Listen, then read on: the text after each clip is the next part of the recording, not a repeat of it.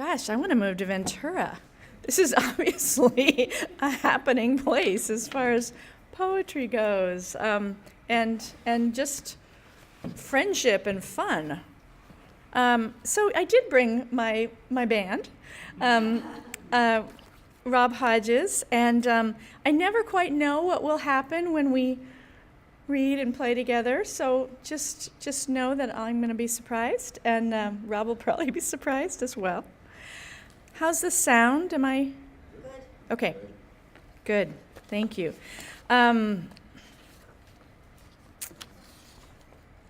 Greetings from the Central Valley. So we live not too far off Highway 99, south of Fresno, north of Bakersfield. And this week, actually, I wrote a haiku that I'm going to read to you. It's called Highway 99 Haiku, before I segue into the poems that we'll be reading together tonight. Highway 99 Haiku.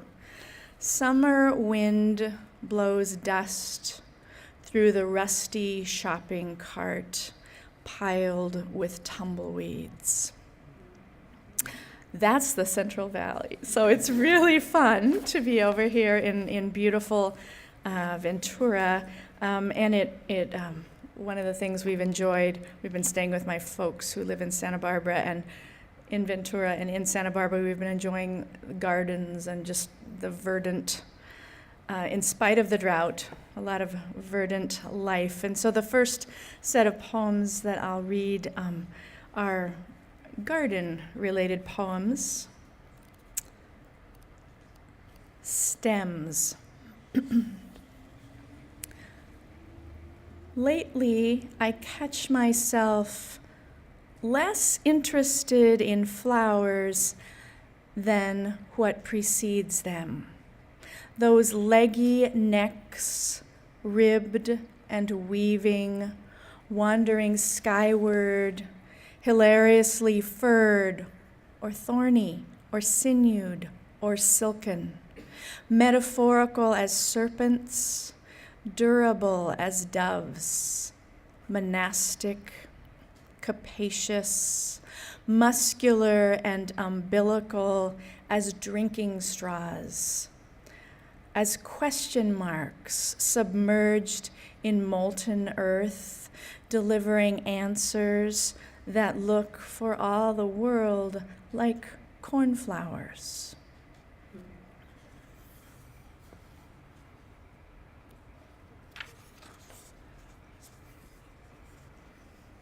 So you know how a nasturtium leaf has that, not quite at the center, the veins all converge, and so you'll hear that in this poem, which is called Polaris. Bees work the vetch, moths tryst in the jasmine, and on it turns the world, replenished like a well, in blues and greens and wings, while leaves like needles, minnows, hosts, hands conjure oxygen. Near the center of each nasturtium leaf, a north star. Here, the heavens pivot. Certain engines catch.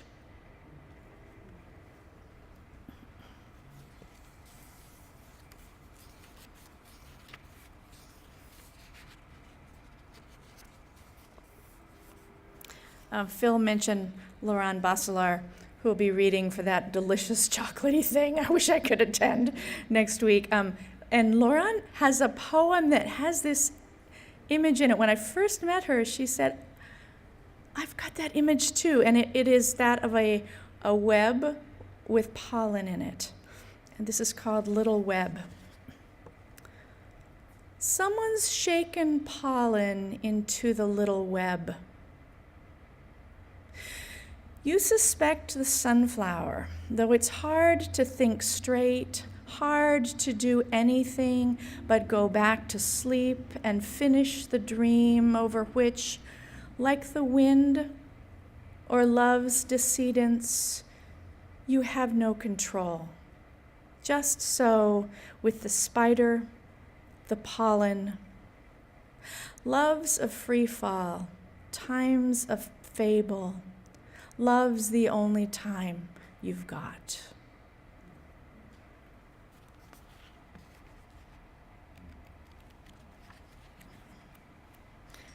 You're thinking, when's Rob gonna play?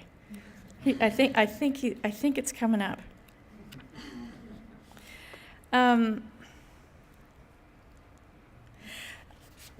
The epigraph to this poem is from the Gospel of John, chapter 4, verse 48. Then Jesus said unto him, except ye see signs and wonders, ye will not believe. The poem's called Something to Fill. I sat in the grass, bent over words, when slap into the stillness flapped a mockingbird, proclaimed the cherries ripe by falling too. That bird has an eye for the delicious, the signed and wondrous moment that's gone even as it arrives.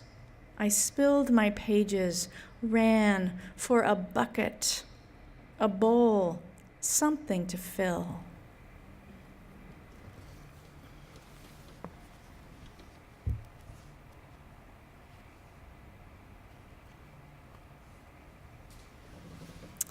And another tree poem. This is called Laying On of Hands. Small sycamore hands unfold with or without our attention, cupped in merry green possession of what might be all we need. They deck their trees like stars deep into December. Later, their suede older selves amble down the air in big, unpracticed cartwheels. They only get one go, then settle with a murmur, a long, fond sigh, 1,000 starry hands set down in blessing on the round, bewildered world.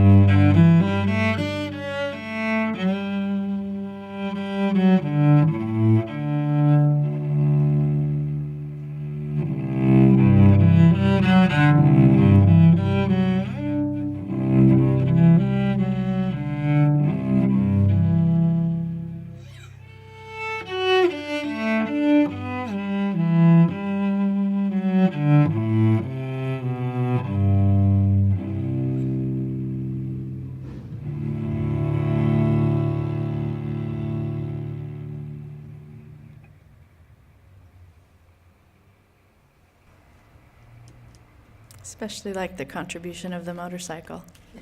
Very nice, huh? I know. The poems in this book started in 1999, and so I obviously write slowly. And in 2011, I just knew I needed some time I really needed just to be able to write for a month, and which meant I needed to go away and not be around the bills and the dishes and all that stuff. So I found a little cottage over on the Central Coast in Cayucas, and I really didn't know what would happen. I felt that I needed time to write, but I honestly was not sure I was going to be able to write. I thought I might feel too much pressure. Oh, I'm here to write. But actually, it was the opposite. There was just a lot that happened. Many, many poems just sort of asserted themselves. At that point, those new poems and the old poems started sort of talking to each other. And I realized, okay, this feels like a book. It was a long time before it came into this form. But this next set of poems were written during that month, and so you'll hear a lot of ocean in them. Whoa. I'm trying to hear the ocean in that. It's a what? No. A whale would be. I'm not even going to try. Beach bone. Home with the evening's hall of stones, a small bone. I like its slim curve, first letter of my name, its smooth, bleached face, weight of air. It keeps its history, this bone, and I approve the mysteries to which it won't allude. It's here now in my palm, that only.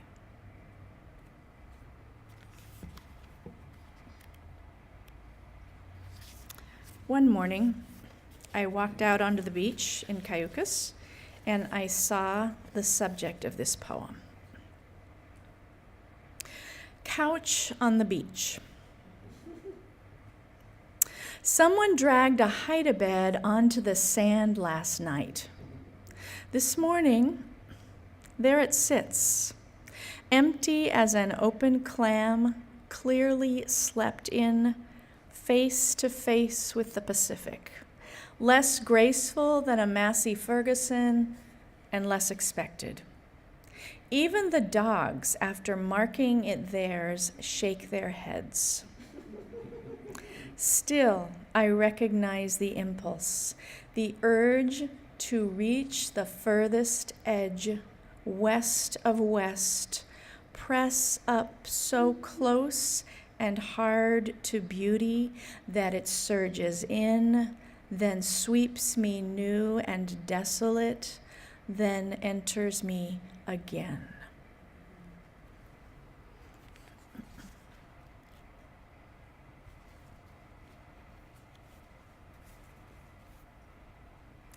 Under the pier.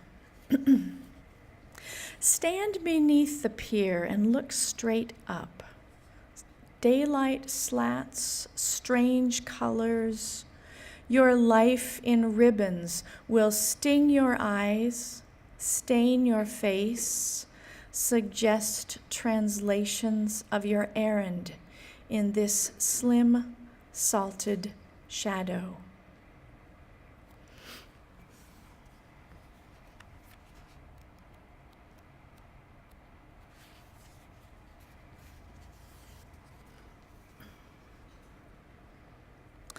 Burnished way. Over the sea, the moon rides off in a carriage of clouds. Some nights, from a broken wave, silver lace on onyx. Sometimes, under a strange pier, nest of embers in the sand. Some darknesses, the burnished way, through waves, to the vessel of light.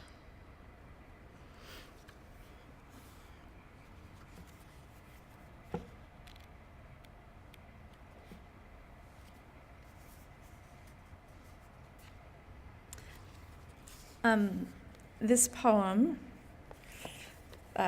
in one of the stanzas, plays with some of the lyrics of Leonard Cohen's song, Suzanne. Yeah? Okay. I read recently to a room of people who looked at me blankly, and I thought, what am I doing here? Anyway, you may hear a little bit of Suzanne, and I'm so happy to see people acknowledging that song. Last night's words. Awake at 4 a.m. to the ocean arguing with the Lord again, and in the waves, a silver tumble of words, too many to catch in such a dreamy net. I, in my pajamas, and so far out. As for morning, sunlight poured down honey-like, and tangled in the seaweed, hiding from heroes, winking at children, little stash of last night's words. Beached now, they were chipped. Scruffy aubergines and rusts, small gleams. Here is where I bend, select the strangest. Here's where I kneel, rest my forehead on the sand.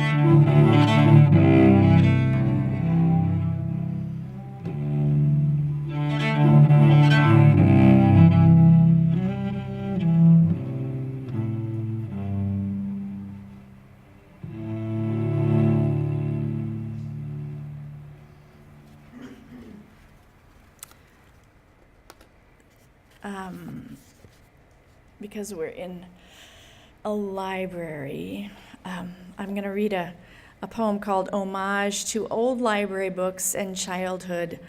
And those of us of a certain age will remember the way the covers of library books used to feel, that those old bindings, just kind of with those characteristic bumps. Between pebbled covers, chapters sway like lanterns, break like waves. The librarian, smoking in the crow's nest, date stamps every sorrow for the next new moon. Every penny for the island up ahead. We pass the tin spyglass, scan the purple ocean's sill, carve our charts on soap, rhyme our plans. And now the shred of russet flag, the enigmatic wake.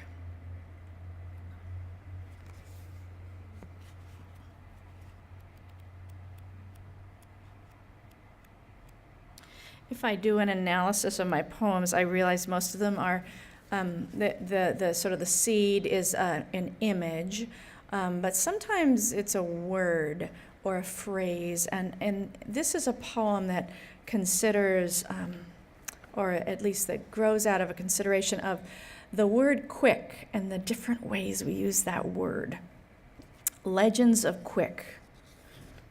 Cut to it and the dead. Jack be nimble, Jack be it. Jack taste the bloomy wow of being and time's sparrowed sky. What we have of them, who with?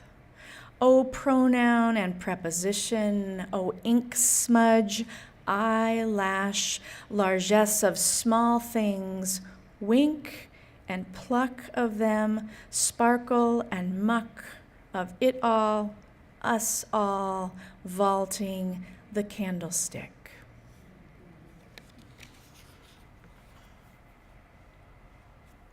Phil, how are we doing? 2 more? Yeah. Okay. So the title poem, Instead of Sadness.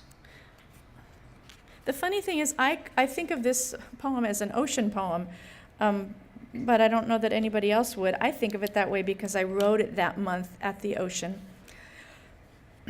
Instead of sadness.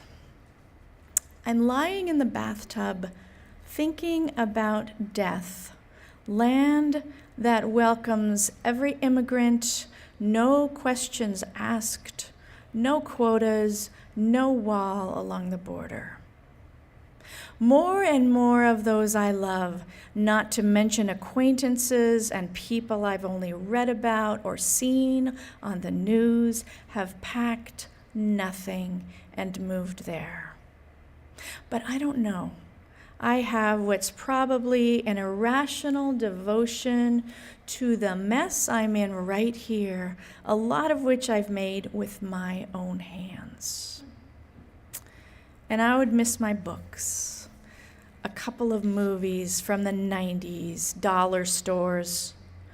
All I'm saying is I think it warrants further thought. Something tells me, though, I'll meet you there sooner or later. You know my famous hunches. Remember Escondido, the green Volkswagen? I hear the wine is good. That's something. Word gets back. We'll find ourselves a rock in the sun, take turns reciting Berryman and Keats, maybe some Spender. You can do a little Dylan when the mood strikes. For now, though, it's a jumbled life, shabby, incandescent. From the bathtub, through the window, I can watch the stars come out. If you want to. So we'll end with, I'll end with How to Begin. Looking forward to the open mic and to hearing others read. How to Begin. Wipe the crumbs off the counter. Find the foxtail in the ear of the old cat. Work it free. Step into your rib cage. Feel the draft of your heart's doors as they open and close. Hidden latches cool in your hand. Hear your marrow keep silence, your blood sing.